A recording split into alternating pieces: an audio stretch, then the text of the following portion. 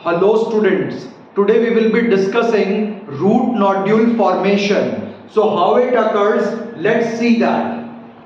तो सबसे पहले रूट नोड्यूल होता क्या है उस चीज को देखिएगा। अगर रूट के ऊपर बैक्टीरिया कोई गांठ बना दे तो उस गांठ को कहेंगे नोड्यूल। तो अगर प्लांट की रूट के ऊपर बैक्टीरिया ने कोई गांठ बनवा दी है तो उस गांठ को, उस ट्यूमर लाइक स्ट्रक्चर को रूट नोड्यूल कहते हैं।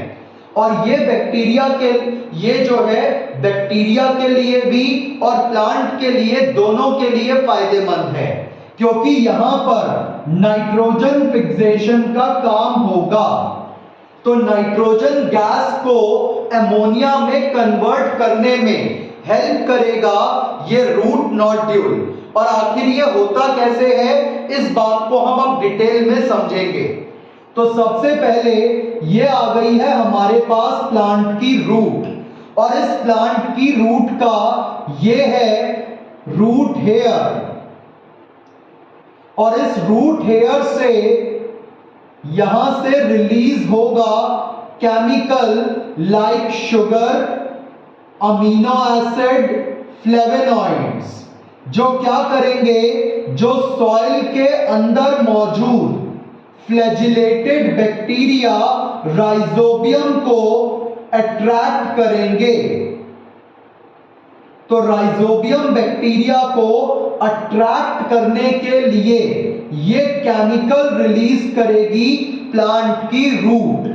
तो रूट हेयर ने केमिकल रिलीज करा है और इस केमिकल से अट्रैक्ट होगा बैक्टीरिया, और जब बैक्टीरिया केमिकल से अट्रैक्ट हो जाएगा तो बैक्टीरिया आकर के कॉलोनाइज हो जाएगा रूट हेयर के पास।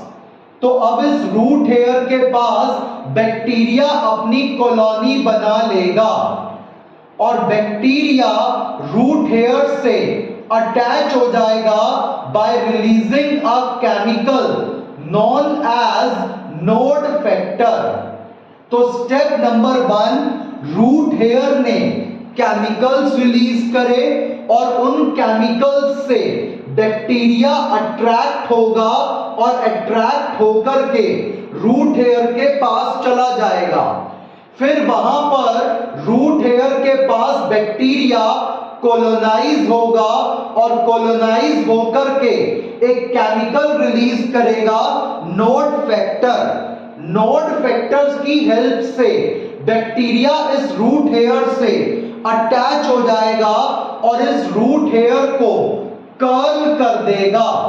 रूट हेयर इस तरीके से कर्ल हो जाएगा, और जब ये रूट हेयर कर्ल हो जाए तो इसका मतलब इन्फेक्शन हो चुका है। This is step 3, curling of root hair. तो अब तक 3 स्टेप आपको बताए। रूट ने केमिकल रिलीज करा और केमिकल रिलीज करके बैक्टीरिया को अट्रैक्ट किया, दिस इज स्टेप नंबर 1। फिर यहां पर बैक्टीरिया ने अपनी कॉलोनी बनाई, नोड फैक्टर रिलीज करा और रूट हेयर से चिपक गया, this is step number 2, that is colonisation of bacteria. फिर नोड फैक्टर रिलीज करके यहां चिपका और रूट हेयर को कर्ल कर दिया, दिस इज स्टेप नंबर 3। अब इसके बाद यहां पर ये बैक्टीरिया क्या करेगा, इस रूट हेयर की सेल वॉल को गला के खत्म कर देगा। तो रूट हेयर की सेल वॉल को बैक्टीरिया ने काट दिया, तो bacteria will disintegrate the root hair cell wall. तो इसकी सेल वॉल को डिसइंटीग्रेट कर दिया, और डिसइंटीग्रेट करके अब यहां पर ये जो प्लाज्मा मेम्ब्रेन है इसकी इस तरीके से इनवर्ड ग्रोथ करवाएगा। तो जैसे ये रूट हेयर था, इस रूट हेयर की ये सेल वॉल थी, तो सेल वॉल को तो बैक्टीरिया ने काट दिया, और अब इस प्लाज्मा मेम्ब्रेन को बैक्टीरिया क्या करेगा, ऐसे इनवर्ड ग्रो करवाएगा, और इनवर्ड जब ये ग्रो कर जाएगी तो इनवर्ड ग्रो करने से ये बन जाएगा इस तरीके से इन्फेक्शन थ्रेड, और ये प्लाज्मा मेम्ब्रेन अपने ही अंदर ऐसे ग्रो कर गई, और इसको अंदर ग्रो करने को कहेंगे इन्फेक्शन थ्रेड। तो अगर प्लाज्मा मेम्ब्रेन अंदर की तरफ ग्रो कर जाए, अंदर की तरफ इनवेजिनेट हो जाए, तो ये बन जाएगा इन्फेक्शन थ्रेड। और अब इस इन्फेक्शन थ्रेड के रास्ते ये बैक्टीरिया अंदर की तरफ पहुंच जाएगा। तो प्लाज्मा मेम्ब्रेन को अगर अंदर की ओर ग्रो करवा दें तो इसकी अंदर होने वाली ग्रोथ को कहते हैं इन्फेक्शन थ्रेड, और इसी के रास्ते बैक्टीरिया अंदर जाएगा और अंदर जाकर के कॉर्टेक्स और पेरिसाइकल के सेल्स पर अटैक कर देगा। तो ये कॉर्टेक्स है, ये पेरिसाइकल है, इन सेल्स पर, कॉर्टेक्स और पेरिसाइकल पर अटैक कर देगा, और अटैक करके यहां पर माइटोजन रिलीजिंग सब्सटेंस रिलीज करेगा, जिससे यहां जो कॉर्टेक्स और पेरिसाइकल के सेल्स हैं ये मल्टीप्लाई करके एक गांठ बना देंगे जिसको कहेंगे नोड्यूल, और इस गांठ के हर एक सेल के अंदर हमें बैक्टीरिया मिलने वाला है। तो सबसे पहले बैक्टीरिया यहां पर अट्रैक्ट होकर के आएगा, फिर यहां कॉलोनी बनाएगा, कॉलोनी बनाकर के नोड फैक्टर रिलीज करेगा, उससे रूट हेयर कर्ल होगा, कर्ल होने के बाद बैक्टीरिया इसकी सेल वॉल को काट देगा, और उसके बाद प्लाज्मा मेम्ब्रेन को अंदर ग्रो करवा के इन्फेक्शन थ्रेड बनाएगा, और इन्फेक्शन थ्रेड बनने के बाद उसी के रास्ते बैक्टीरिया अंदर चला जाएगा, और अंदर जाकर के ये बैक्टीरिया कॉर्टेक्स और पेरिसाइकल के सेल्स पर अटैक करेगा, और वहां पर माइटोजन्स और साथ में जो है ऑक्सिन का रिलीज करवाएगा, जिससे यहां पर कॉर्टेक्स और पेरिसाइकल के सेल मल्टीप्लाई कर जाएंगे, और मल्टीप्लाई करके वो यहां एक गांठ बना देंगे जिस गांठ को कहेंगे नोड्यूल, और नोड्यूल के हर एक सेल के अंदर कौन मौजूद है, बैक्टीरिया मौजूद है। और ये बैक्टीरिया अब तक तो था फ्लैजिलेटेड, और अब ये इर्रेगुलर शेप का, और साथ ही बैक्टीरिया जो है इर्रेगुलर शेप के होने के साथ साथ अपना फ्लैजिला भी खो देगा, and now it has turned into a structure called बैक्टीरियोइड।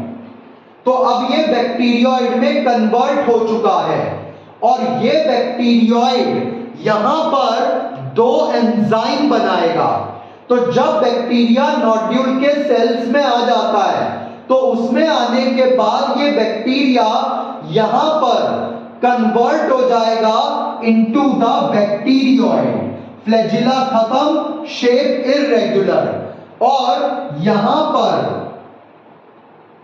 अब ये बैक्टीरियोइड अपने ऊपर एक मेम्ब्रेन भी बनवा लेंगे, और यहां पर ये दो टाइप के एंजाइम बनाएंगे।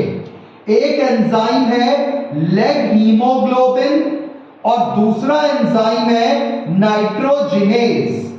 नाइट्रोजिनेज एंजाइम नाइट्रोजन से एमोनिया बनाकर देगा, रिडक्शन करवाएगा। तो हमें नाइट्रोजन फिक्सेशन करके किसने दे दी, नाइट्रोजन से एमोनिया किसने बनाकर दिया, नाइट्रोजिनेज ने। और नाइट्रोजिनेज काम करता है एनारोबिक कंडीशन में, तो इस सेल के पास ऑक्सीजन नहीं होनी चाहिए, तभी नाइट्रोजिनेज नाइट्रोजन को रिड्यूस करके एमोनिया बनाएगा।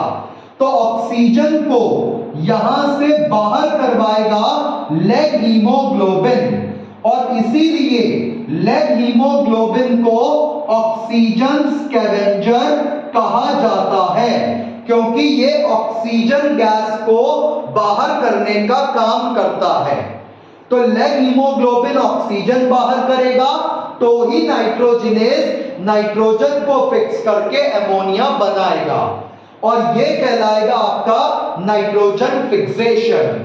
अगर हम इस रूट नोड्यूल को देखें तो ये पिंक कलर का दिखाई देता है due to this leghaemoglobin pigment enzyme. तो अब इसको एक बार समराइज कर रहा हूं।